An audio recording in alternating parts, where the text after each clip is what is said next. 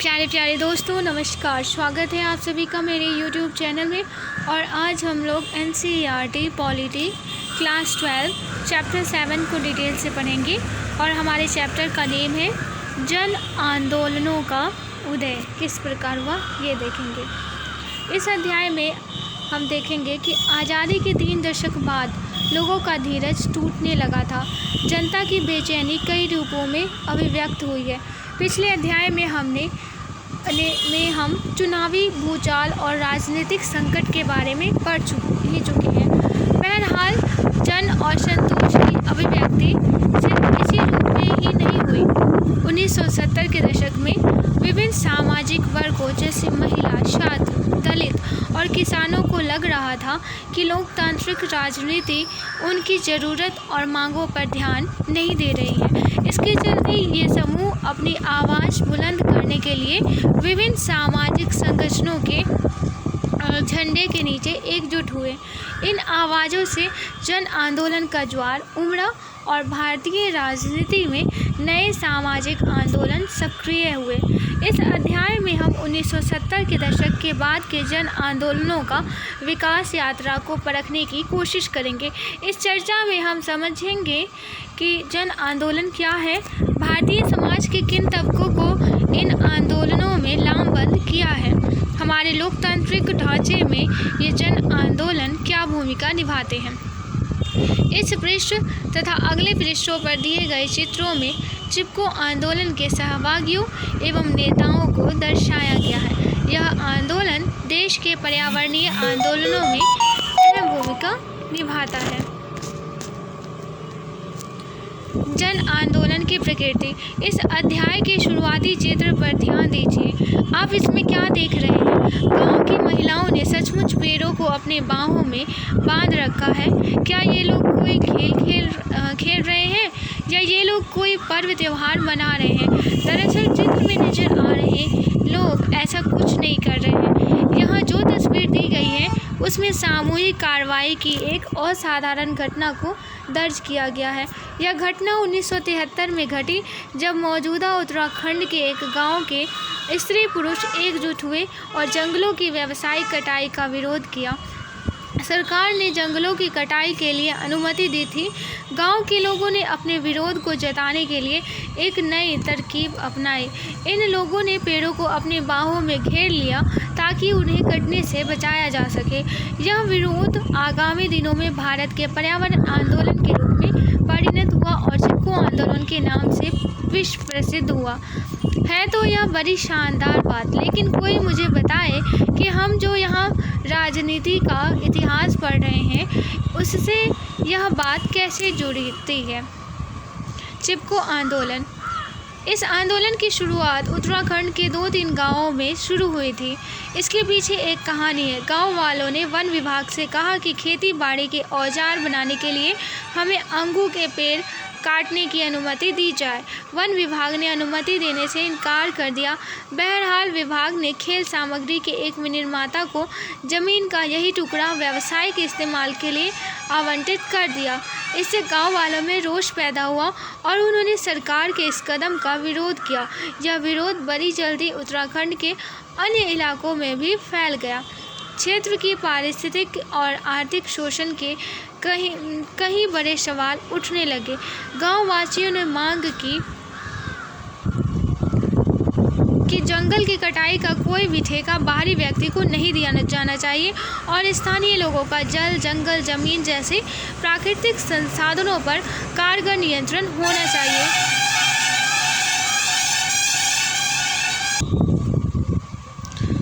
लोग चाहते थे कि सरकार लघु उद्योगों के लिए कम कीमत की सामग्री उपलब्ध कराए और इस क्षेत्र के पारिस्थितिक संतुलन को नुकसान पहुंचाए बगैर यहाँ का विकास सुनिश्चित करे। आंदोलन ने भूमिहीन वन कर्मचारियों का आर्थिक मुद्दा भी उठाया और न्यूनतम मजदूरी की गारंटी की मांग की। यहाँ दिए गए 2 चित्र चिपको आंदोलन में संघर्ष के दिनों के साक्षी हैं। गौर कीजिए कि इस आंदोलन में महिलाओं ने पूरी दृढ़ता के साथ भाग लिया था और इस आंदोलन को एक नई दिशा दी थी। चिपको आंदोलन में महिलाओं ने सक्रिय भागीदारी की। यह आंदोलन का का एकदम नया पहलू था। इलाके में सक्रिय जंगल कटाई के ठेकेदार यहाँ के पुरुषों को शराब की आपूर्ति का भी व्यवसाय करते थे।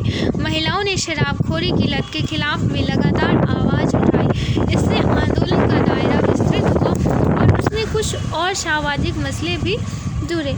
आखिरकार इस आंदोलन को सफलता मिली और सरकार ने 15 सालों के लिए हिमालयी क्षेत्रों में पेड़ों की कटाई पर रोक लगा दी, ताकि इस अवधि में क्षेत्र का वनाच्छादन फिर से ठीक अवस्था में आ जाए। बहरहाल बात इस आंदोलन की सफलता की तो है ही, साथ ही हमें यह भी याद रखना होगा कि यह आंदोलन स्तर के दशक और उसके बाद के सालों में देश के विभिन्न भागों में उठे अनेक जन आंदोलन का प्रतीक बन गया। इस अध्याय में हम ऐसे कुछ आंदोलनों के बारे में पढ़ेंगे। दल आधारित आंदोलन। जन आंदोलन कभी सामाजिक तो कभी राजनीतिक आंदोलन का रूप ले सकते हैं और अक्सर ये आंदोलन दोनों ही रूपों के मेल से बने नजर आते हैं। उदाहरण के लिए हम अपनी स्वाधीनता आंदोलन को ही ले लें। यह मुख्य रूप से राजनीतिक आंदोलन था, लेकिन हम जानते हैं कि औपनिवेशिक दौर में सामाजिक आर्थिक मसलों पर भी विचार मंथन चला, जिससे अनेक स्वतंत्र सामाजिक आंदोलनों का जन्म हुआ, जैसे जाति प्रथा विरोधी आंदोलन, किसान सभा आंदोलन और मजदूर संगठनों के आंदोलन। ये आंदोलन 20वीं सदी के शुरुआती दशकों में अस्तित्व में आए। इन आंदोलनों ने सामाजिक संघर्षों के कुछ अंदरूनी मुद्दे उठाए। ऐसे कुछ आंदोलन आज़ादी के बाद के दौर में भी चलते रहे। मुंबई, कोलकाता और कानपुर जैसे बड़े शहरों के औद्योगिक मजदूरों के बीच मजदूर संगठनों के आंदोलन का बड़ा जोर था। सभी बड़ी पार्टियों ने इस तबके के मजदूरों को लामबंद करने के लिए अपने अपने मजदूर संगठन बनाए। आज़ादी के बाद के शुरुआती सालों में आंध्र प्रदेश के तेलंगाना क्षेत्र के किसान कम्युनिस्ट पार्टियों के नेतृत्व में लामबंद हुए। इन्होंने काश्तकारों के बीच जमीन के पुनर्वितरण की मांग की। आंध्र प्रदेश, पश्चिम बंगाल और बिहार के कुछ भागों में किसान तथा खेतिहर मजदूरों ने मार्क्सवादी लेनिनवादी कम्युनिस्ट पार्टी के कार्यकर्ताओं के नेतृत्व में अपना विरोध जारी रखा। आप मार्क्सवादी लेनिनवादी समूहों के बारे में पिछले अध्याय में पढ़ चुके हैं। इन्हें नक्सलवादी के नाम से जाना गया। किसान और मजदूरों के आंदोलनों का मुख्य जोर आर्थिक अन्याय तथा असमानता के मसले पर रहा। ऐसे आंदोलनों ने औपचारिक रूप से चुनावों में भाग तो नहीं लिया, लेकिन राजनीतिक दलों से इनका नज़दीकी रिश्ता कायम हुआ। इन आंदोलनों में शरीक कई व्यक्ति और संगठन राजनीतिक दलों से सक्रिय रूप से जुड़े। ऐसे जुड़ावों से दलगत राजनीति में विभिन्न सामाजिक तबकों की बेहतर नुमाइंदगी सुनिश्चित हुई। गैर राजनीतिक संगठन। मैं यह बात कुछ समझा नहीं। आखिर पार्टी के बिना राजनीति कैसे की जा सकती है? राजनीतिक दलों से स्वतंत्र आंदोलन। 70 और 80 के दशक में समाज के कई तबकों का राजनीतिक दलों के आचार व्यवहार से मोह भंग हुआ। इसका तात्कालिक कारण तो यही था कि जनता पार्टी के रूप में गैर कांग्रेसवाद का प्रयोग कुछ खास नहीं चल पाया और इसकी असफलता से राजनीतिक अस्थिरता का माहौल भी कायम हुआ था। लेकिन अगर कारणों की खोज जरा दूर तक करें तो पता चलेगा कि सरकार की आर्थिक नीतियों से भी लोगों का मोहभंग हुआ था। देश ने आज़ादी के बाद नियोजित विकास का मॉडल अपनाया था। इस मॉडल को अपनाने के पीछे दो लक्ष्य थे: आर्थिक समृद्धि और आय का समतापूर्ण बंटवारा। आप इसके बारे में तीसरे अध्याय में पढ़ चुके हैं। आज़ादी के शुरुआती 20 सालों में अर्थव्यवस्था के कुछ क्षेत्रों में उल्लेखनीय समृद्धि हुई, लेकिन इसके बावजूद गरीबी और असमानता बड़े पैमाने पर बरकरार रहे। आर्थिक समृद्धि के लाभ समाज के हर तबके को समान मात्रा में नहीं मिले। जाति और लिंग पर आधारित सामाजिक असमानताओं ने गरीबी के मसले को और ज़्यादा जटिल तथा धारदार बना दिया। शहरी औद्योगिक क्षेत्र तथा ग्रामीण कृषि क्षेत्र के बीच भी एक न पाटी जा सकने वाली फांक पैदा हुई। समाज के विभिन्न समूहों के बीच अपने साथ हो रहे अन्याय और वंचना का भाव प्रबल हुआ। राजनीतिक धरातल पर सक्रिय कई समूहों का विश्वास लोकतांत्रिक संस्थाओं और चुनावी राजनीति में उठ गया। ये समूह दलगत राजनीति से अलग हुए और अपने विरोध को स्वर देने के लिए उन्होंने आवाम को लामबंद करना शुरू किया। इस काम में छात्र तथा समाज के विभिन्न तबकों के राजनीतिक कार्यकर्ता आगे आए और दलित तथा आदिवासी जैसे हाशिए पर धकेल दिए गए समूहों को लामबंद करना शुरू किया। मध्यम वर्ग के युवा कार्यकर्ताओं ने गांव के गरीब लोगों के बीच रचनात्मक कार्य किया तथा सेवा संगठन चलाए। इन संगठनों के सामाजिक कार्यों की प्रकृति स्वयंसेवी थी, इसलिए इन संगठनों को स्वयंसेवी संगठन या स्वयंसेवी क्षेत्र के संगठन कहा गया। ऐसे स्वयंसेवी संगठन ने अपने को दलगत राजनीति से दूर रखा। स्थानीय अथवा क्षेत्रीय स्तर पर ये संगठन न तो चुनाव लड़े और न ही उन्होंने किसी एक राजनीतिक दल को अपना समर्थन दिया। ऐसे अधिकांश संगठन राजनीति में विश्वास करते थे और उसमें भागीदारी भी करना चाहते थे, लेकिन इन्होंने राजनीतिक भागीदारी के लिए राजनीतिक दलों को नहीं चुना। इसी कारण इन संगठनों को स्वतंत्र राजनीतिक संगठन कहा जाता है। इन संगठनों का मानना था कि स्थानीय मसलों के समाधान में स्थानीय नागरिकों को सीधी और सक्रिय भागीदारी राजनीतिक दलों की अपेक्षा कहीं ज़्यादा कारगर होगी। इन संगठनों का विश्वास था कि लोगों को सीधी भागीदारी से लोकतांत्रिक सरकार की प्रकृति में सुधार होगा। जन आंदोलन में अक्सर अपने सरोकारों को जाहिर करने के लिए पोस्टरों का इस्तेमाल होता है। बहुधा ये पोस्टर बड़े कल्पनाशील और सुंदर ढंग से बने होते हैं। यहाँ ऐसे ही कुछ पोस्टरों की एक वानगी दी गई है। देखिए ऊपर से नीचे क्रमवार। पहला पोस्टर कोका कोला संयंत्र के विरोध में बनाया गया। दूसरा पोस्टर एक राजमार्ग के निर्माण के प्रति विरोध जताने के लिए बनाया गया। तीसरा पोस्टर पेरियार नदी को बचाने के लिए एक अभियान से संबंधित है। यहाँ पे पोस्टरों को देख सकते हैं। नामदेव ढसाल। सदियों तक सफ़र किया उन लोगों ने सूरज की तरफ पीठ किए, लेकिन अब हमें कहना है न अंधेरे की इस पथ यात्रा में से। हाँ, हमारे पुरखे अंधेरे को ढोते ढोते झुक गए, लेकिन अब हमें उतरना है बोझ उनकी पीठ से।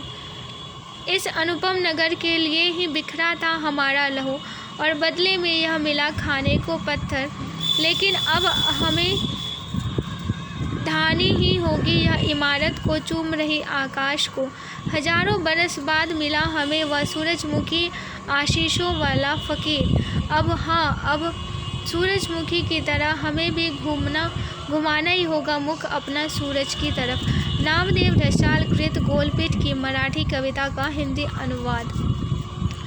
अब भी ऐसे स्वयंसेवी संगठन शहरी और ग्रामीण इलाकों में लगातार सक्रिय हैं। बहरहाल अब इनकी प्रकृति बदल गई है। बाद के समय में ऐसे अनेक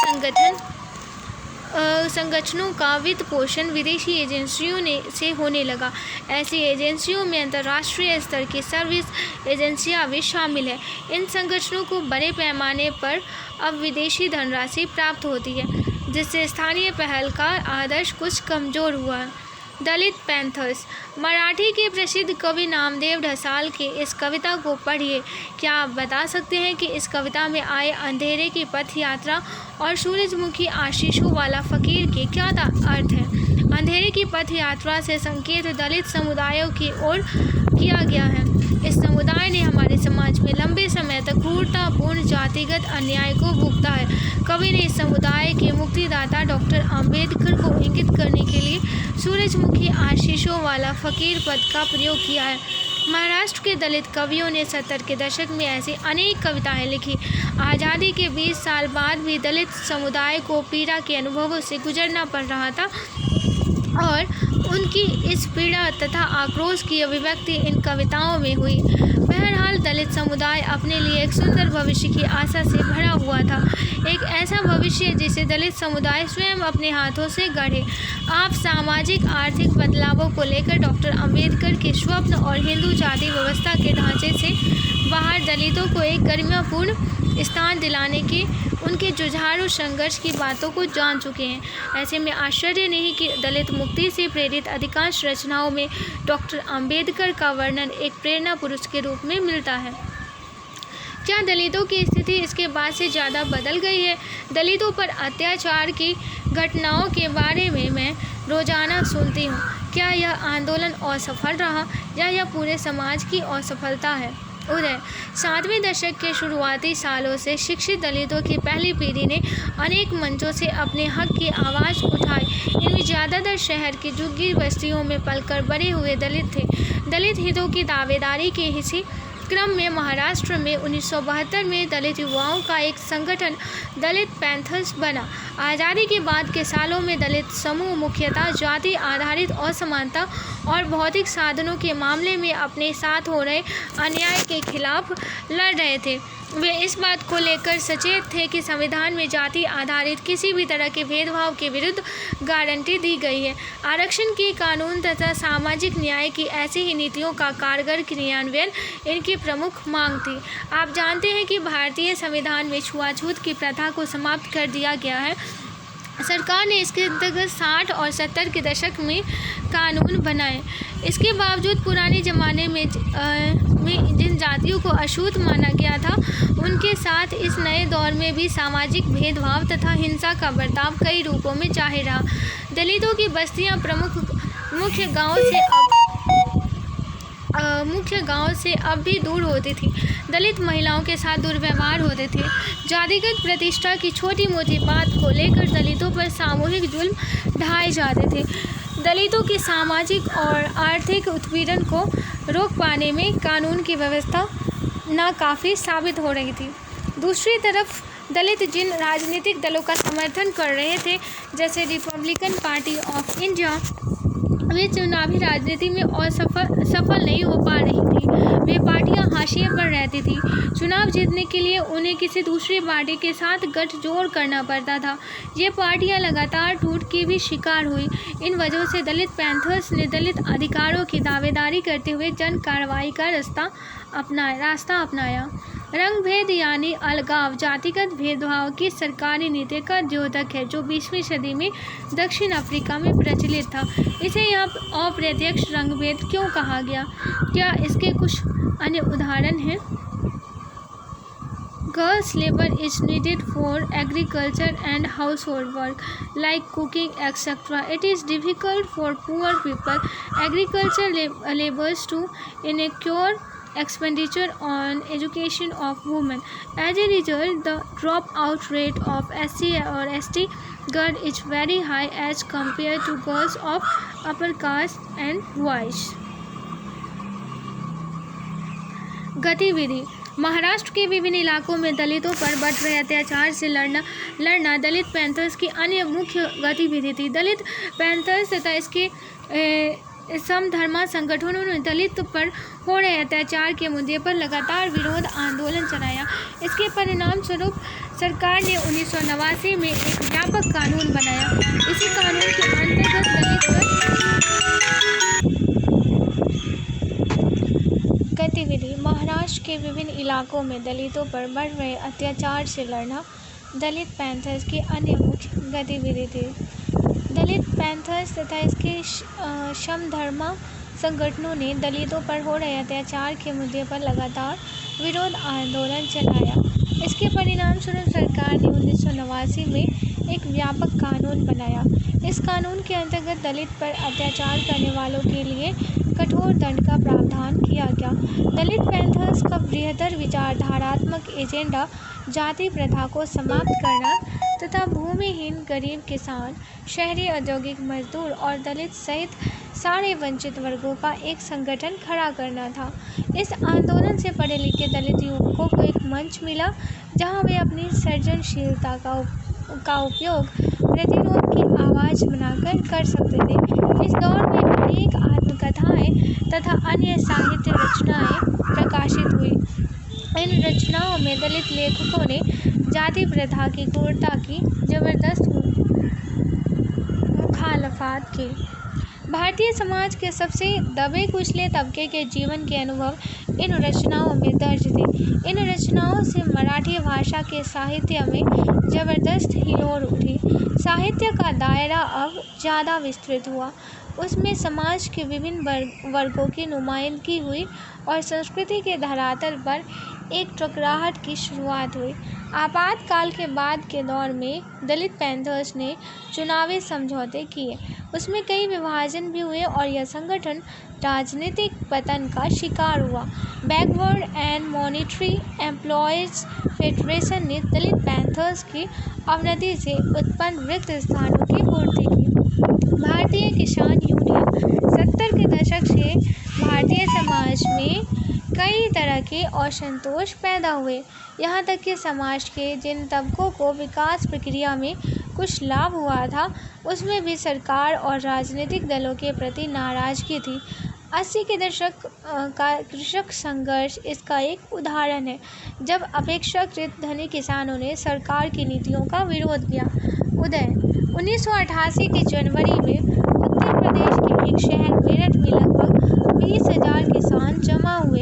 ये किसान सरकार द्वारा बिजली की दर में की गई बढ़ोतरी का विरोध कर रहे थे। किसान जिला समाहर्ता के दफ्तर के बाहर 3 हफ्तों तक डेरा डाल रहे। इसके बाद इनकी मांग मान ली गई। किसानों का यह बड़ा अनुशासित धरना था और जिन दिनों वे धरने पर बैठे थे, उन दिनों आसपास के गांवों से उन्हें निरंतर राशन पानी मिलता रहा। मेरठ के इस धरने को ग्रामीण शक्ति का या कहें काश्तकारों की शक्ति का एक बड़ा प्रदर्शन माना गया।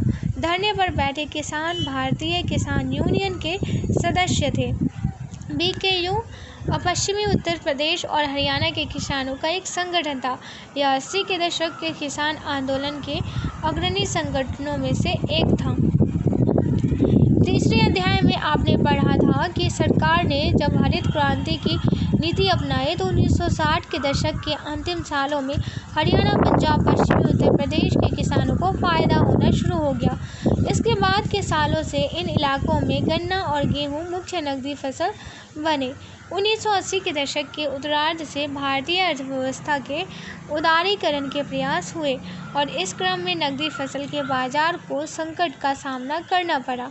भारतीय किसान यूनियन ने गन्ने और गेहूं के सरकारी खरीद मूल्य में बढ़ोतरी करने, वृद्धि उत्पादों के अंतर्जातीय आवाजाही पर लगी पाबंदियां हटाने, समुचित दर पर गारंटीशुदा बिजली आपूर्ति करने, किसानों के बकाया कर्ज माफ़ करने तथा किसानों के लिए पेंशन का प्रावधान करने की मांग की। पंजाब में भारतीय किसान यूनियन की एक रैली। ऐसी मांगें देश के अन्य किसान संगठनों ने भी उठाई। महाराष्ट्र के शेतकारी संगठन ने किसानों के आंदोलन को इंडिया की ताकतों यानी शहरी औद्योगिक क्षेत्र के खिलाफ भारत यानी ग्रामीण कृषक क्षेत्र का संग्राम करार दिया। आप तीसरे अध्याय में यह बात पढ़ ही चुके हैं कि भारत में अपनाए गए विकास के मॉडल से जुड़े विवादों में कृषि बनाम उद्योग का विवाद प्रमुख था। यही विवाद 80 के दशक में एक बार फिर उठा, जब उदारीकरण की आर्थिक नीतियों के कारण कृषि क्षेत्र पर खतरे मंडराने लगे थे। मुझे कोई ऐसा नहीं मिला जो कहे कि मैं किसान बनना चाहता हूँ। क्या हमें अपने देश में किसानों की ज़रूरत नहीं है? विशेषताएं: सरकार पर अपनी मांगों को मानने के दबाव डालने के क्रम में BKU ने रैली, धरना प्रदर्शन और जेल भरो अभियान का सहारा लिया। इन कार्रवाइयों में पश्चिमी उत्तर प्रदेश और उसके आसपास के इलाके के गांवों के हजारों हजार, कभी कभी तो 1 लाख से भी ज़्यादा किसानों ने भाग लिया। पूरी 80 के दशक भर BKU ने राज्य के अनेक जिला मुख्यालयों पर इन किसानों की विशाल रैली आयोजित की। देश की राजधानी दिल्ली में भी BKU ने रैली का आयोजन किया। इस्लाम बंदी का एक नया पक्ष यह था कि इसमें किसानों के जातिगत जुड़ाव का इस्तेमाल किया गया था। BKU के अधिकांश सदस्य एक खास समुदाय के थे। इस संगठन ने जातिगत समुदायों को आर्थिक मसले पर एकजुट करने के लिए जाति पंचायत की परंपरागत संस्था का उपयोग किया। किसी औपचारिक सांगठनिक ढांचे के अभाव के बावजूद BKU अपने को लंबे समय तक कायम रख सका, क्योंकि यह संगठन अपने सदस्यों के जातिगत वंशगत संपर्क जाल पर आधारित था। BKU के लिए धनराशि और संसाधन इन्हीं संपर्क सूत्रों से जुटाए जाते थे और इन्हीं के सहारे बीकेयू की गतिविधियां भी संचालित होती थी। 1990 के दशक के शुरुआती सालों तक बीकेयू ने अपने को सभी राजनीतिक दलों से दूर रखा था। यह अपने सदस्यों के संख्या बल के दम पर राजनीति में एक दबाव समूह की तरह सक्रिय था। इस संगठन ने राज्यों में मौजूदा अन्य किसान संगठनों को साथ लेकर अपनी कुछ मांगें मनवाने में सफलता पाई।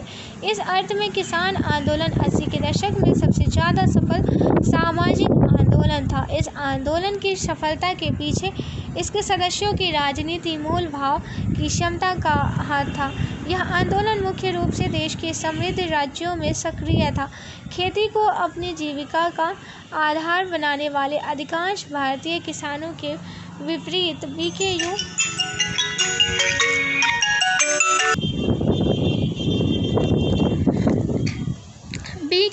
के समान राज्यों के अन्य किसान संगठनों ने अपने सदस्य उन समुदायों के बीच से बनाए जिनका क्षेत्र की चुनावी राजनीति में रसूख था। महाराष्ट्र का शेतकारी संगठन और कर्नाटक का रैयत संघ ऐसे किसान संगठनों के जीवंत उदाहरण हैं। National fish workers forum.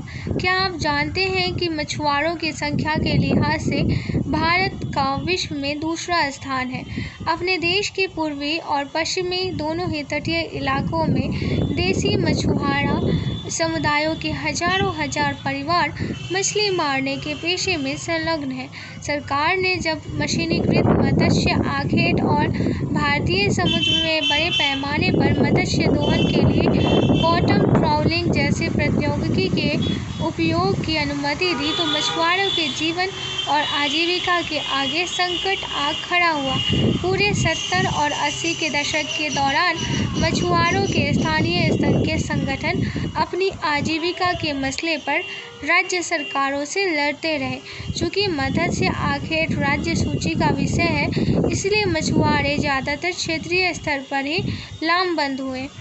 1980 के दशक के मध्यवर्ती वर्षों में आर्थिक उदारीकरण की नीति की शुरुआत हुई तो बाध्य होकर मछुआरों के स्थानीय संगठनों ने अपना एक राष्ट्रीय मंच बनाया। इसका नाम नेशनल फिश वर्कर्स फोरम रखा गया। केरल के मछुआरों ने अपने अहम पेशा साथियों को लामबंद करने की मुख्य जिम्मेवारी संभाली।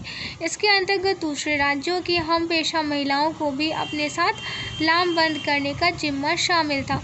नेशनल फिश वर्कर्स फोरम ने 1997 में केंद्र सरकार के साथ अपनी पहली कानूनी लड़ाई लड़ी और इसमें उसे सफलता मिली। इस क्रम में इसके कामकाज ने एक ठोस रूप भी ग्रहण किया। NFF की यह लड़ाई सरकार की एक खास नीति के खिलाफ थी। केंद्र सरकार की इस नीति के अंतर्गत व्यावसायिक जहाज़ों को गहरे समुद्र में मछली मारने की इजाज़त दी गई थी। इस नीति के कारण अब बहुराष्ट्रीय निगमों के लिए भी इस क्षेत्र में दरवाजे खुल गए थे। पूरे 1990 के दशक में NFF ने केंद्र सरकार के साथ अनेक कानूनी लड़ाइयाँ लड़ी और सार्वजनिक संघर्ष किया। इस मंच ने उन लोगों के हितों की रक्षा के प्रयास किए जो अपने जीवन यापन के लिए मछली मारने के पेशे से जुड़े थे, न कि उनके जो इस क्षेत्र में महज लाभ के लिए निवेश करते हैं। सन 2002 के जुलाई में NFF ने एक राष्ट्रव्यापी हड़ताल का आह्वान किया। हड़ताल का यह आह्वान विदेशी कंपनियों को सरकार द्वारा मछली मारने के लाइसेंस जारी करने के विरोध में किया गया था।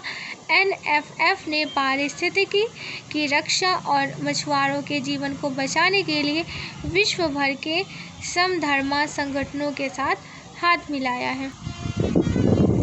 महिलाओं ने शराब माफिया को हराया।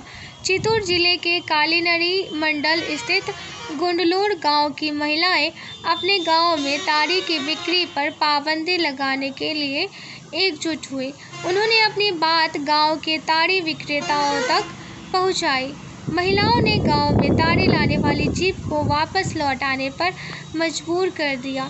जब गांव के ताड़ी विक्रेता ने ठेकेदार को इसकी सूचना दी तो ठेकेदार ने उसके साथ गुंडों का एक दल भेजा। गांव की महिलाएं इससे भी नहीं डरी। ठेकेदार ने पुलिस को बुलाया, लेकिन पुलिस भी पीछे हट गई। एक सप्ताह बाद ताड़ी की बिक्री का विरोध करने वाली महिलाओं पर ठेकेदार के गुंडों ने सरियों और घातक हथियारों से हमला किया, लेकिन गुंडों के हमले के बावजूद महिलाओं की एकजुटता बरकरार रही और अंततः ठेकेदार और उसके गुंडों को हार माननी पड़ी। फिर महिलाओं ने 3 जीप ताड़ी को फेंक दिया। ये 29 अक्टूबर 1992 की छपी घटना है। ताड़ी विरोधी आंदोलन। जब बीकेयू उत्तर में किसानों को लामबंद कर रहा था, उसी समय एक अलग तरह का आंदोलन दक्षिणी राज्य आंध्र प्रदेश में आकार ले रहा था।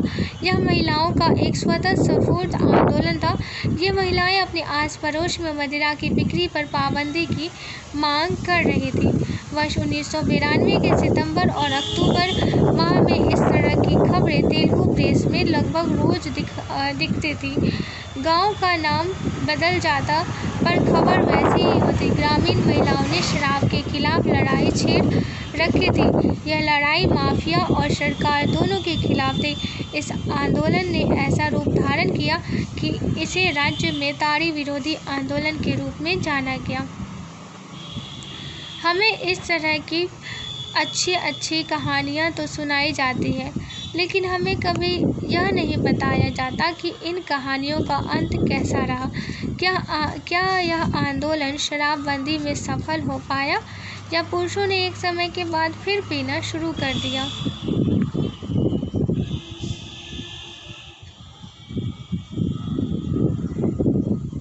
इसके आगे का पार्ट मैं जल्द प्रोवाइड करूँगी। आज के लिए बस इतना ही।